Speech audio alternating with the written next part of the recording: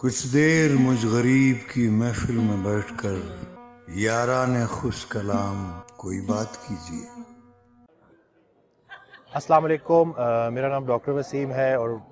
لوگ مجھے علاج بالغذا کی اس سے جانتے ہیں کہ میں غذائی بیماریوں کا غذائی علاج کرتا ہوں۔ سوشل میڈیا پہ اکثر میری ویڈیوز آتی رہتی ہیں۔ حضرت واصف علی واصف رحمۃ اللہ علیہ سے جو میرا تعارف ہے وہ آج سے 3 سال پہلے ہوا۔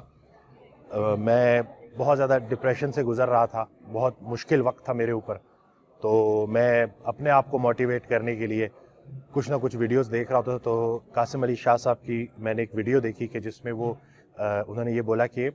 حضرت واصف علی واصف رحمۃ اللہ کا ذکر کیا انہوں نے، اور یہ کہا کہ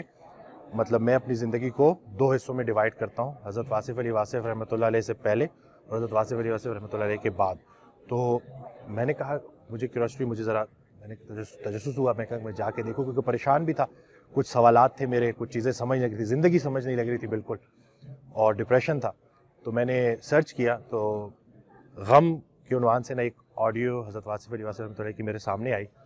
یہ وہ الفاظ ہیں جو میں نے سنے اور اس کے بعد میری لائف بالکل چینج ہو گئی۔ اور وہ جو حضرت بات کرتے تھے کہ پریشانی حالات کی وجہ سے نہیں، خیالات کی وجہ سے ہوتی ہے، تو الفاظ کچھ ایسے تھے کہ غم میں غم دینے والے کو یاد رکھنا تیرے رب کا تیرے سے سب سے قریبی رشتہ سجدے کا ہے اور اس سے قریبی رشتہ آنسوؤں کا ہے۔ تو آنکھ میں آنسو ہے، سر سجدے میں ڈالو، نام محمد آہوں میں یہ غم تجھے سرفراز کرنے آیا ہے۔ تو یعنی کہ وہ پوری ایک آڈیو تھی۔ تو میں غم میں تھا اور میں نے کہا کہ میں تو ویسے ہی گلے شکوے کر رہا ہوں، اور اس آگے آڈیو میں جو ہے حضرت نے کہا کہ انسان کی لائف میں نا بڑی بڑی پرابلمز آتی ہیں، اللہ آزماتا ہے، خوشی سے بھی آزماتا ہے، غم دے کے بھی آزماتا ہے، اور اللہ کا اپنے قریب کرنے کا جو شارٹ کورس ہے، جو بڑا ایک فاسٹ طریقے سے جو قریب کرتا ہے، تو وہ غم دے کے کرتا ہے۔ پھر انہوں نے رسول پاک صلی اللہ علیہ وسلم کی وہ حدیث پڑھی کہ جس باپ نے 3 بیٹیوں کو پال پوس کے بڑا کیا اور انہیں رخصت کیا اور ان کی جدائی کا غم برداشت کیا، تو وہ جنت میں میرے ساتھ ایسے ہوگا۔ تو یہ نہیں کہ غم کو اتنا برا کیوں سمجھتے ہو، غم تو تجھے اللہ کے قریب کرنے آیا ہے۔ تو مزید پھر میں نے ان کو سننا شروع کیا اور پھر دیکھا کہ جتنی بھی پرابلمز ہیں ہماری لائف میں وہ ہم نے خود کریٹ کی ہوئے۔ ہم اپنے حال پہ راضی نہیں ہوتے اور جو حال ہے اس کو ضائع کر دیتے ہیں، مخلوق کا گلہ خالق سے کرتے ہیں، خالق کا گلہ مخلوق سے کرتے ہیں، اور اسی طرح سے ہم پوری زندگی گزار دیتے ہیں۔ حالانکہ جو لمحہ شکر کا تھا اس کو ہم گوا دیتے ہیں، گلے میں کنورٹ کر دیتے ہیں، تو اس طرح پوری زندگی ہم برباد کر دیتے ہیں۔ تو اللہ کے بندے تو وہ ہیں کہ جب ان پہ خوشی آئے گی تو وہ لوگوں کو اس میں شریک کر لیں گے، اور غم جب آئے گا تو وہ غم کو لوگوں سے چھپائیں گے اور اس کو نیم شب میں لے جائیں گے اور بارگاہ الہی کے سامنے ان آنسوؤں کو بہائیں گے، اور پھر اس غم کے ذریعے وہ اپنے آپ کو اللہ کے قریب کریں گے۔ تو یہ چیز تھی، یہ جو ایک فلسفہ جو مجھے سمجھایا گیا کہ رسول پاک صلی اللہ علیہ وسلم کی لائف ہم دیکھتے ہیں کہ جن کے لیے پوری کائنات بنائی ان کو یتیمی اور غریبی سے گزارا گیا۔ تو یہ آج کل کی جو دنیا ہے جو بہت فاسٹ ہو گئی ہے، پیسے کے پیچھے بھاگا جا رہا ہے، پیسے کو حضرت کہتے ہیں کہ آج کا انسان پیسے کو خوش نصیبی سمجھتا ہے، دولت کو، اور یہی اس کے بدقسمت ہونے کا ثبوت ہے۔ تو اللہ کی تقسیم پہ ہم راضی نہیں ہوتے،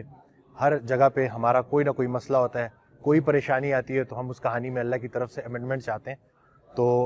آسان طریقہ یہی ہے کہ جو اللہ کی مرضی ہے اس میں آپ سر تسلیم خم کر لیں، تو بڑی سے بڑی پریشانی بھی جو صبر کا مقام ہوتا ہے اس کو آپ آرام سے شکر میں بھی کنورٹ کر سکتے ہو، بس اس صبر سے اپنے آپ کو گزارنا ہوتا ہے۔ تو میرا میسج سننے والوں کے لیے یہی ہے کہ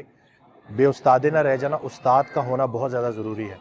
ہم جسم اور روح کی کمبینیشن ہے، تو جسمانی بیماری بعد میں آتی ہے، پہلے روح بیمار ہوتی ہے، اور روح اس لیے بیمار ہے کیونکہ وہ لالچ میں مبتلا ہو گئی ہے، حسد میں مبتلا ہو گئی ہے، کینہ، بغض، غیبت، یعنی کہ ہم دوسروں کے لیے آسانیاں نہیں کریٹ کر رہے۔ ہمارے پاس کوئی بندہ اپنی کوئی پریشانی لے کے آتا ہے تو ہم اس کے لیے آسانیاں نہیں کریٹ کرتے۔ تبلیغ کی ایک ڈیفینیشن حضرت واصف رحمۃ اللہ علیہ کی زبانی میں نے سنی کہ تبلیغ یہ ہے کہ کوئی پریشان شخص آپ کے پاس اپنی پریشانی لے کے آئے اور آپ اس کی پریشانی دور کرنے کی کوشش شروع کر دو، تو اس پورے پروسیس میں ایک وقت آتا ہے کہ وہ بندہ آپ کا مشکور ہو جاتا ہے۔ تو جیسے ہی وہ آپ کا شکریہ ادا کرے تو آپ فوراً بولو کہ میرا شکریہ مت ادا کرو، شکریہ تو اس رب کا ادا کرو جس کو خوش کرنے کے لیے میں تمہاری مدد کر رہا ہوں۔ تو اللہ کو بیچ میں لا کے ہم نے مخلوق کا کام کرنا ہے، کیونکہ اللہ کا راستہ اللہ کی مخلوق میں طے کیا جاتا ہے۔ تو میرا یہی میسج ہے کہ ان کو پڑھیں، ان کو سنیں، ان کی جو آڈیو ٹیپس ہیں وہ ہمارے لیے امانتیں ہیں، قوم کی امانت ہے، اور جو ان کی کتابیں ہیں وہ صدقہ ہے۔ تو آپ انہیں پڑھیں اور دیکھیں کہ کیسے آپ کی زندگی سنورتی ہے۔ وہ کہیں گئے نہیں، وہ یہیں ہیں، ان کا علم یہاں موجود ہے، ان کی باتیں یہاں موجود ہے اور ان سے لوگ فیضیاب ہو رہے ہیں. Thank you.